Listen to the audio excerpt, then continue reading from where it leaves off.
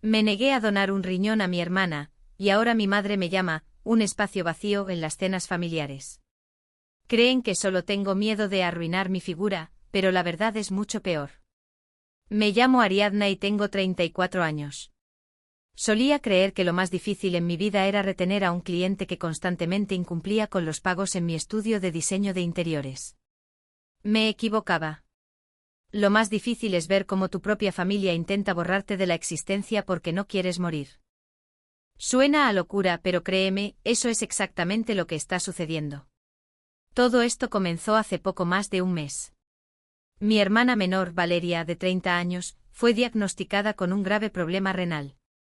No entraré en detalles médicos, pero necesitaba un trasplante. Con urgencia. De lo contrario, la diálisis sería su futuro, y ese no era un escenario que nadie deseara. Valeria siempre fue el alma de la fiesta, brillante, positiva, llena de energía. Nuestra madre, Silvia, literalmente vivía para ella. Nuestro padre, Javier, hacía más o menos lo mismo. Yo era la que se había mudado a Sevilla, había montado su propio negocio en el barrio de Triana y llamaba una vez a la semana. Éramos queridas, pero a Valeria la querían un poco más, o, digamos, requería más atención. Los médicos del Hospital Universitario Virgen Macarena comenzaron inmediatamente a hacer pruebas de compatibilidad a la familia. Nuestros padres no eran compatibles debido al grupo sanguíneo, algo que les causó una inmensa angustia. Mi hermano mayor, Carlos, y yo sí éramos compatibles. Carlos tiene 42 años, tiene 3 hijos y un trabajo estable como pescador de altura. Él dijo no de inmediato. No de forma grosera, simplemente, Ariadna, sabes que mi salud es el sustento de 5 personas. No puedo arriesgarme. Mamá simplemente asintió. Era lo esperado, Carlos siempre fue pragmático, y la familia respetaba sus decisiones porque siempre eran lógicas. Toda la atención, toda la esperanza, todo ese peso enorme y aplastante cayó sobre mí. Recuerdo ese día como si fuera hoy. Hace 4 semanas, un martes. Estaba sentada en el despacho del doctor Fernández, el mejor nefrólogo de la ciudad, y él miraba mis resultados. Valeria estaba a mi lado, pálida, pero con los ojos llenos de esperanza. El doctor Fernández se aclaró la garganta y dijo, Ariadna, en cuanto a compatibilidad, eres ideal. Eres su mejor oportunidad. Todo dentro de mí se tensó. Miré a Valeria, su sonrisa era tan frágil, tan conmovedora. Pero luego el médico volteó la hoja. Señaló la sección con mis indicadores de salud personales. Ahora tu historial médico, Ariadna. Hace 5 años tuviste una cirugía laparoscópica para extirpar un fibroma. ¿Recuerdas que después tuviste algunos problemas con la presión arterial y una anomalía menor en la función de tu riñón derecho, que consideramos insignificante en ese momento? Ahora, en el contexto de la donación, esto cambia las cosas. Explicó, debido a ese antiguo problema, además de mi predisposición a la hipertensión genética, gracias papá, el riesgo para mí no era de 1 de enero de 2015. 000 como para el donante promedio, sino significativamente mayor.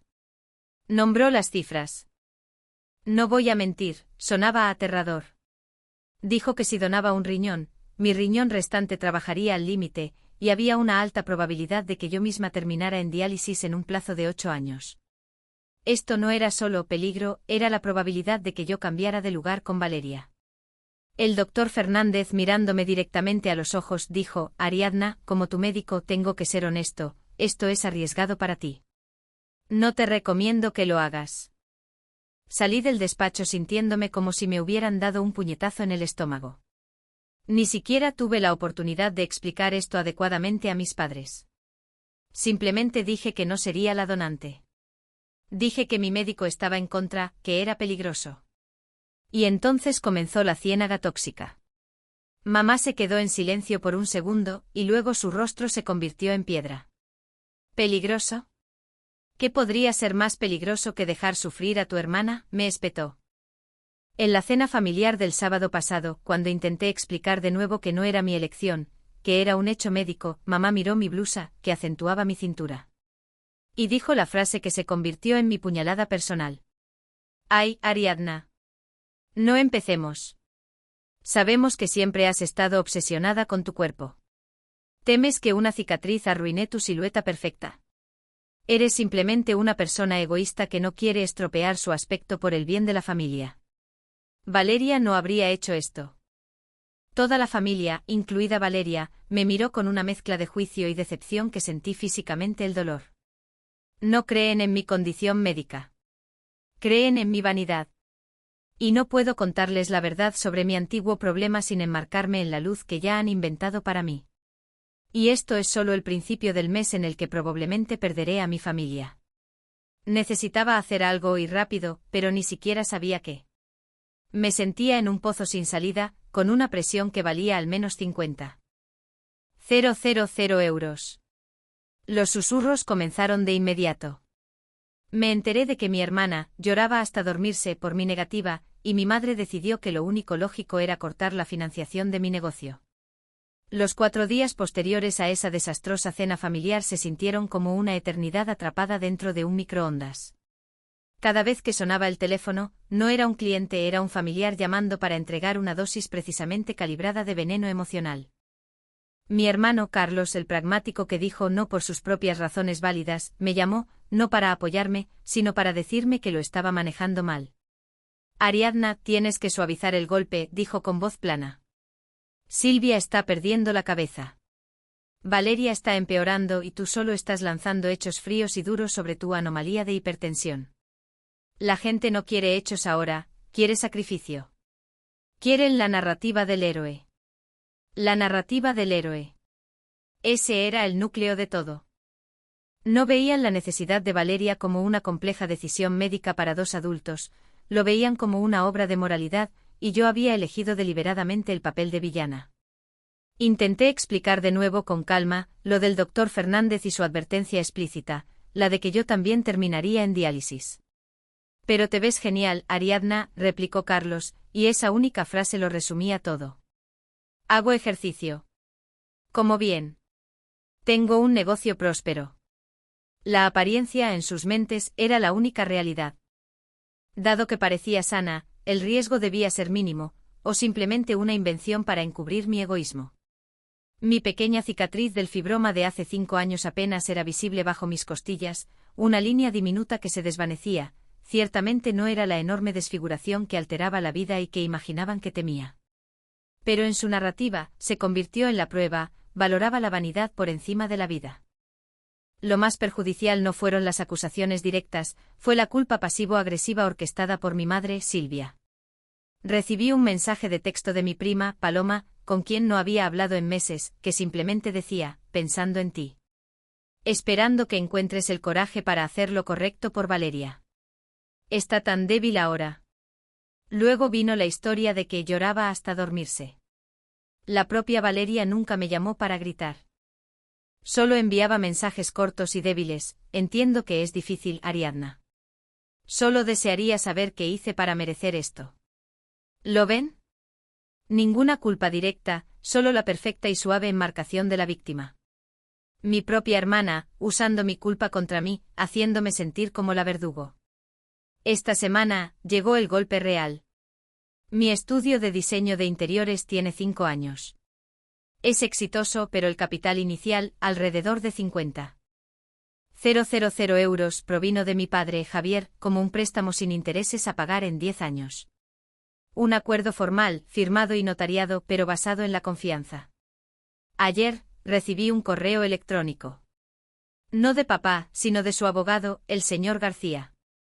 Era un documento frío de 3 párrafos, que establecía que debido a circunstancias familiares imprevistas y una necesidad urgente de cubrir gastos médicos, el calendario de reembolso se estaba acelerando drásticamente. En lugar de pagos mensuales durante los próximos 5 años, se me exigía pagar el saldo restante completo de 42.000 euros en un plazo de 30 días. 30 días. Llamé a mi padre inmediatamente. No contestó. Llamé a su oficina en el centro de Sevilla. Su asistente dijo que no estaba disponible. Conduje hasta la casa de mis padres, un trayecto de 15 minutos que se sintió como un viaje a través de todo el país. Cuando lo confronté en la entrada, no me miró a los ojos. Estaba regando el césped, completamente absorto en la tarea. Papá, ¿qué es esto? Sabes que no puedo liquidar 42.000 euros en 2 semanas sin paralizar el negocio. Finalmente levantó la vista con el rostro desprovisto de calidez. Las facturas médicas de Valeria, Ariadna. Son astronómicas. Necesitamos hasta el último céntimo. Pero tienes seguro, papá. ¿Y por qué yo? ¿Por qué no le pides ayuda a Carlos? ¿Por qué no vendes algunas de las acciones de la compañía eléctrica que compraste el año pasado? Cerró el agua sus movimientos lentos y deliberados. Carlos mantiene a 5 personas, Ariadna. Tú estás preocupada por una anomalía y tu talla de vestido. El dinero es legalmente nuestro para reclamarlo. Considéralo un depósito por el riñón que no donarás. O tal vez, dijo y su voz bajó a un susurro pesado y aplastante, tal vez te recuerde lo que significa realmente la familia antes de que sea demasiado tarde. Me quedé allí, mirando la manguera en su mano, dándome cuenta de la verdadera naturaleza de su manipulación. No solo me estaban castigando emocionalmente, estaban desmantelando financieramente mi vida hasta que no tuviera más remedio que ceder. Estaban usando el dinero, el cimiento mismo de mi independencia, como palanca para obligarme a arriesgar mi salud. Me fui en el coche sin contestar las llamadas de mi madre, que seguramente estaba observando la confrontación desde la ventana de la cocina. Ahora tenía menos de 4 semanas para encontrar 42.000 euros o comprometerme a una cirugía peligrosa que mi médico había prohibido expresamente. La presión estaba aumentando y el reloj corría. La fecha límite financiera me golpeó más fuerte que cualquiera de los ataques verbales.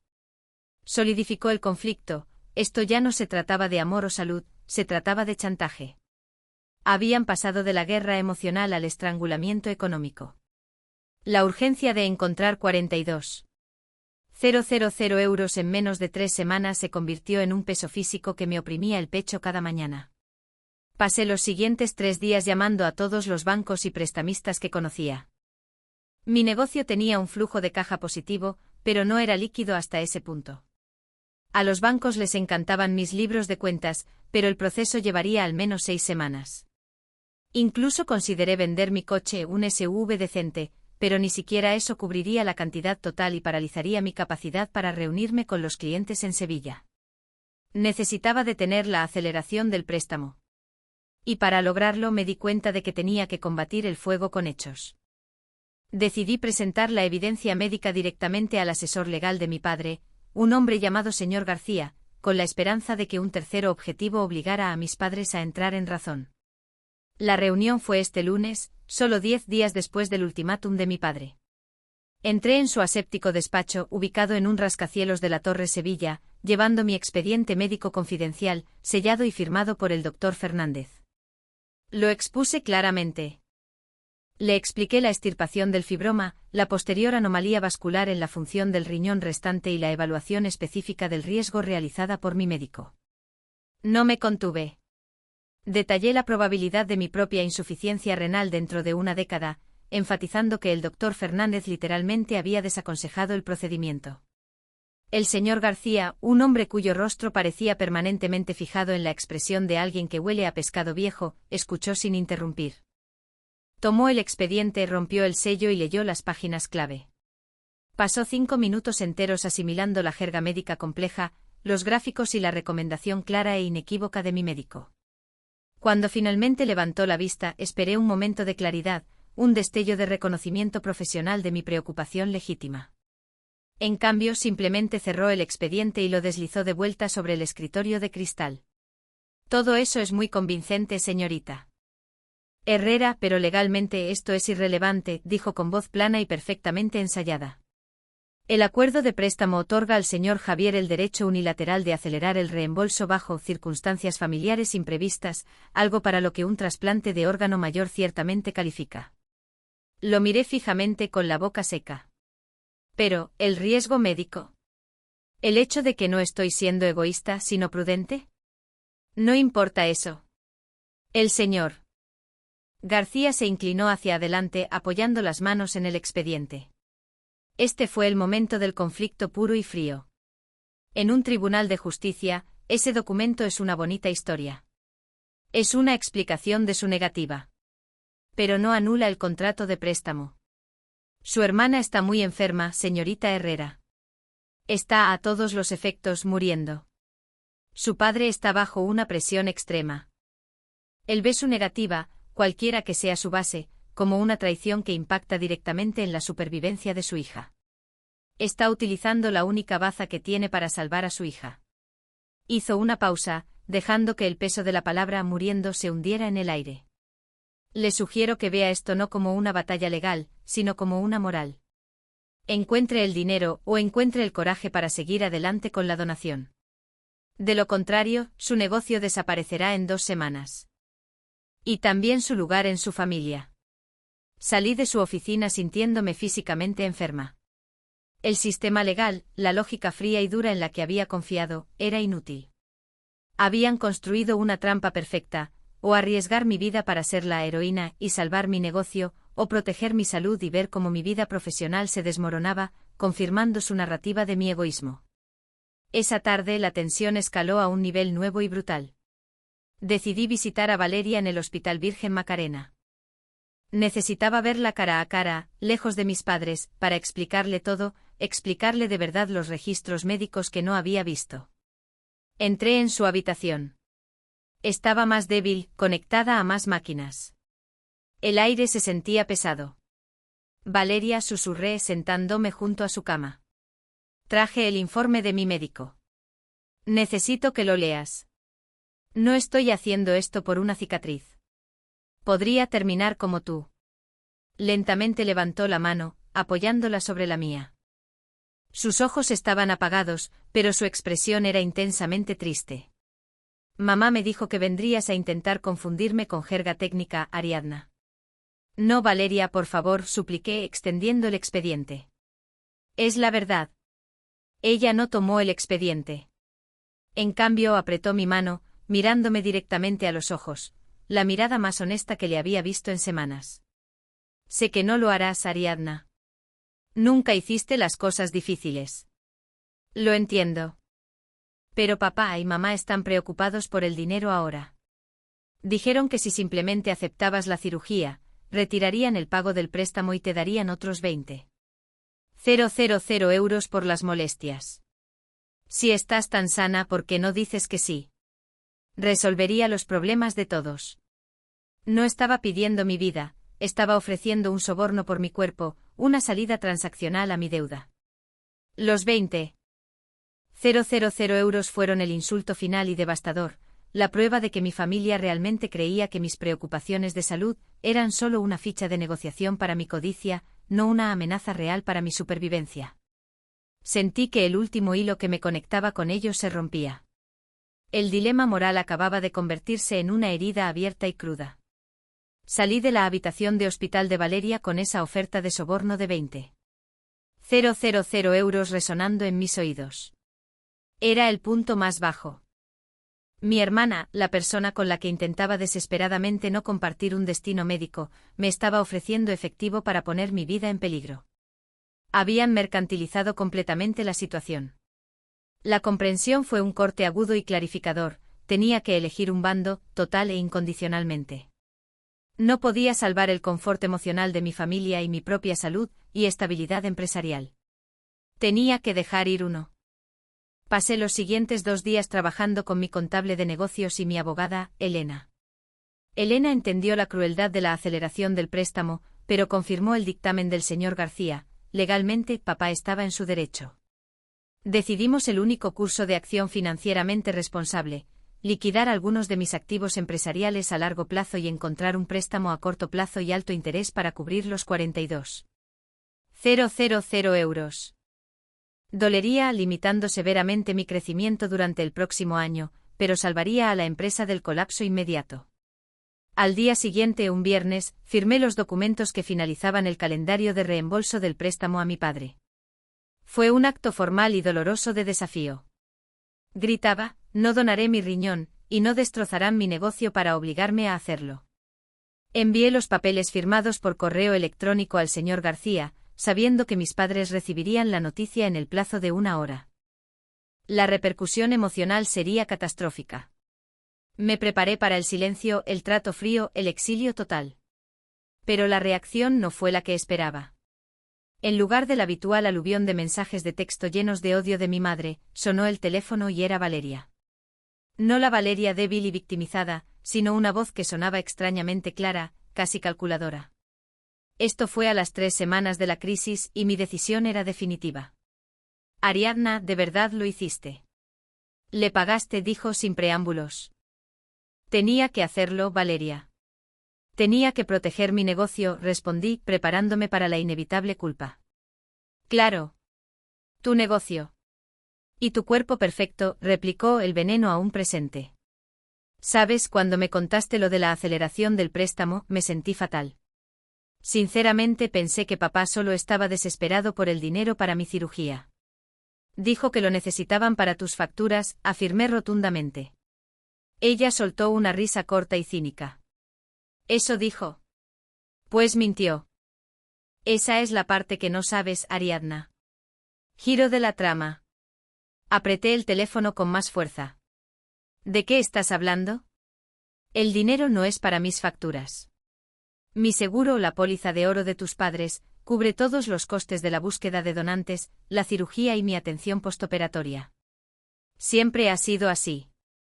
Estamos bien económicamente. Contuve el aliento. Entonces, ¿por qué? ¿Por qué la demanda de 30 días? ¿Por qué amenazar mi negocio? La voz de Valeria bajó volviéndose seria e intensamente privada. Porque papá tiene un secreto. Y ha estado aterrorizado de que saliera a la luz desde que enfermé. Sabía que la única forma de presionarte a ti para que guardaras silencio era golpearte en la cartera. Explicó que hace unos 6 meses mi padre, Javier, se había estado preparando discretamente para una jubilación anticipada. No confiaba en su ingreso fijo, confiaba en un pago único significativo de una inversión que había hecho años atrás. Esa inversión estaba directamente vinculada a la póliza de seguro de vida que tenía sobre mi madre, Silvia. No era ilegal, pero era muy poco ortodoxo y dependía de complejas maniobras financieras que había realizado a través de un contacto muy turbio. ¿Qué tiene que ver esto conmigo, Valeria?, exigí, con el corazón ahora latiéndome con fuerza. Todo, siseó ella. Cuando les dijiste a mamá y a papá que no podías donar debido a tu condición existente, esa cirugía anterior, tu anomalía de hipertensión, asustó a papá. No por tu salud, sino porque si tú, la hija sana, tenías condiciones preexistentes de corazón/riñón, significa que mamá también las tiene. Es genético, Ariadna. Lo saben. Continuó, las palabras saliendo rápidamente, se puso nervioso de que mamá pudiera necesitar un trasplante algún día. Y si sigues adelante con la cirugía ahora, el riesgo de que tu riñón restante falle es alto. Si tú fallas y mamá necesita un riñón más tarde, papá sabe que no puede contar contigo. Quería que donaras inmediatamente para terminar con toda la pesadilla antes de que se cerrara su ventana de inversión. Valeria terminó con la revelación final, el giro brusco y doloroso de toda la historia. Los 42.000 euros que te exigió no eran para mis facturas. Era la cantidad exacta que necesitaba para cubrir una penalización masiva y repentina de su inversión de jubilación anticipada porque se vio obligado a retrasar la retirada de los fondos. Y tuvo que retrasarlo, Ariadna, porque tu negativa le hizo entrar en pánico por la futura salud de mamá y la póliza de seguro de vida de la que depende su inversión. No quería que arruinaras tu figura, quería que arruinaras tu salud ahora para poder mantener su dinero a salvo para más tarde. Colgué el teléfono, cayendo desplomada en el sofá. Toda la narrativa estaba distorsionada. No se trataba de la vida de Valeria contra mi figura. Se trataba del desesperado esquema financiero de mi padre contra el seguro de vida de mi madre, y mi salud era solo la moneda que estaba tratando de gastar para proteger su cartera. Acababa de pagar el préstamo, dándole esencialmente lo que quería, pero ahora yo tenía el verdadero secreto. Podría destruirlo, o podría usar este conocimiento para salvar a mi hermana sin sacrificarme. La decisión tenía que tomarse en las próximas 48 horas. Entré en la casa de mis padres el domingo por la mañana con 2 sobres. Uno contenía la documentación que probaba el fraude financiero masivo de mi padre, y el otro contenía el nombre de la única persona que podía salvar a mi hermana. Le obligué a elegir entre su matrimonio y su dinero. La revelación de Valeria lo cambió todo. Mi padre, Javier, no era solo egoísta, era un ladrón calculador que usó la enfermedad de su hija y mi vida para proteger una inversión turbia ligada a la longevidad de mi madre, Silvia. Los 42,000 euros que acababa de pagar no eran una necesidad médica, eran la multa de Javier. El mes entero de dolor, la vergüenza, el miedo, todo fue orquestado para servir a su codicia. Pasé el sábado contactando a mi abogada, Elena.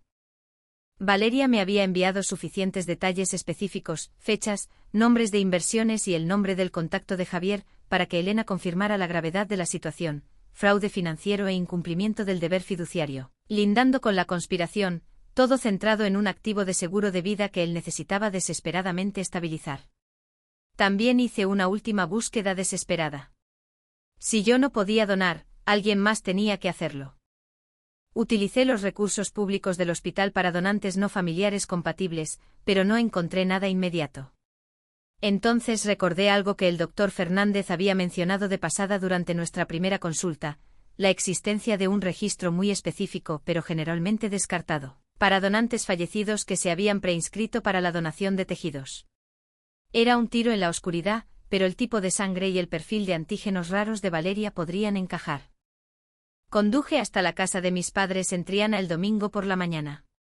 Habían pasado exactamente 3 semanas y 4 días desde que comenzó la crisis. Entré y encontré solo a Javier y a mi madre, Silvia, en la cocina. Silvia estaba revolviendo el café, con un aspecto cansado y frío. Javier leía el periódico irradiando un aire engreído y satisfecho, habiendo asegurado sus 42,000 euros. Ariadna. ¿A qué debemos esta visita?, preguntó Javier, sin bajar el periódico. Lo ignoré y miré a mi madre. Mamá, quiero que te sientes. Esto es importante y necesitas escucharlo todo. Silvia se sentó a regañadientes a la mesa de la cocina. Yo no quería herirla, pero Javier tenía que enfrentarse a esto de inmediato, antes de que pudiera inventar otra mentira. Coloqué 2 sobres blancos y sencillos sobre la mesa, uno al lado del otro. Javier, comencé con la voz firme sin traicionar el caos dentro de mí. El primer sobre contiene un informe detallado de mi abogada, Elena. Describe todo tu plan de jubilación anticipada. Especifica cómo el pago de tu inversión depende de la póliza de seguro de vida de mamá, y cómo necesitabas 42,000 euros para cubrir la multa cuando entraste en pánico y tuviste que retrasar los fondos después de que me negué a donar. El rostro de Javier se puso blanco. El periódico se le cayó de las manos, deslizándose por el suelo. No sabes de lo que estás hablando, balbuceó con los ojos fijos en Silvia. Lo sé todo, papá. No necesitabas el dinero para las facturas de Valeria. Usaste su enfermedad y mi historial médico como palanca para llevar a la quiebra a mi negocio solo para salvar tu propia cartera. Arriesgaste mi salud y destruiste emocionalmente a esta familia, todo por un beneficio económico. Silvia miró del rostro aterrorizado de Javier al sobre. La comprensión que la golpeó fue una ola de pura y silenciosa devastación. ¿Javier? ¿Es eso cierto?, susurró. Él se levantó de un salto, acercándose a mí. Dame eso. Estás intentando sabotearme. Alto, ordené, levantando la mano. Mira el segundo sobre, papá. Este es diferente. Di un golpecito en el segundo sobre. Esto contiene el nombre y las coordenadas de un centro médico en otra provincia. Después de que destrozaste mi confianza, hice lo que debí haber hecho desde el principio, busqué fuera de la familia. El doctor Fernández me dio la clave. Este centro tiene un perfil de antígenos compatible, extremadamente raro y perfecto para Valeria, en su registro de donantes fallecidos. La ventana es ajustada, menos de 72 horas, pero la compatibilidad está ahí. Es seguro para ella y es seguro para mí. Lo miré dándole el ultimátum final y aplastante. Tengo el poder de salvar a Valeria ahora mismo, Javier, sin riesgo para mí. Y tengo el poder de arruinarte y exponer tu codicia a la mujer que cree que la amas. Tienes 30 segundos para decidir qué sobreabro primero. Puedes llamar al abogado y renunciar formalmente a la junta directiva de mi empresa, firmar la devolución del préstamo a mi negocio como un regalo y nunca, jamás volver a hablar de mi salud o mi figura, o abro este primer sobre y se lo doy a mamá. El silencio en la cocina era lo suficientemente denso como para asfixiar. Silvia lo estaba observando, su rostro disolviéndose en horror y traición. Javier se quedó allí, atrapado entre su ruina financiera y el colapso total de su matrimonio. Miró el primer sobre la prisión de papel de sus secretos, y luego a Silvia, la mujer con cuya muerte estaba contando financieramente. Se dejó caer en su silla, derrotado. Llamaré a García, murmuró cubriéndose la cara con las manos. Firmaré todo. Guardé el primer sobre que contenía la evidencia legal en mi bolso. Luego empujé suavemente el segundo sobre, el que contenía la esperanza de Valeria, hacia mi madre. Llama al hospital, mamá. Ahora. Valeria tiene una oportunidad. Observé a Silvia tomar el teléfono con las manos temblando, el conocimiento de la traición de Javier ardiendo en sus ojos. Yo había salvado a Valeria. Había salvado mi negocio. ¿Pero la familia? Estaba irreparablemente rota. Salí de la casa sin dirigirle una palabra a Javier.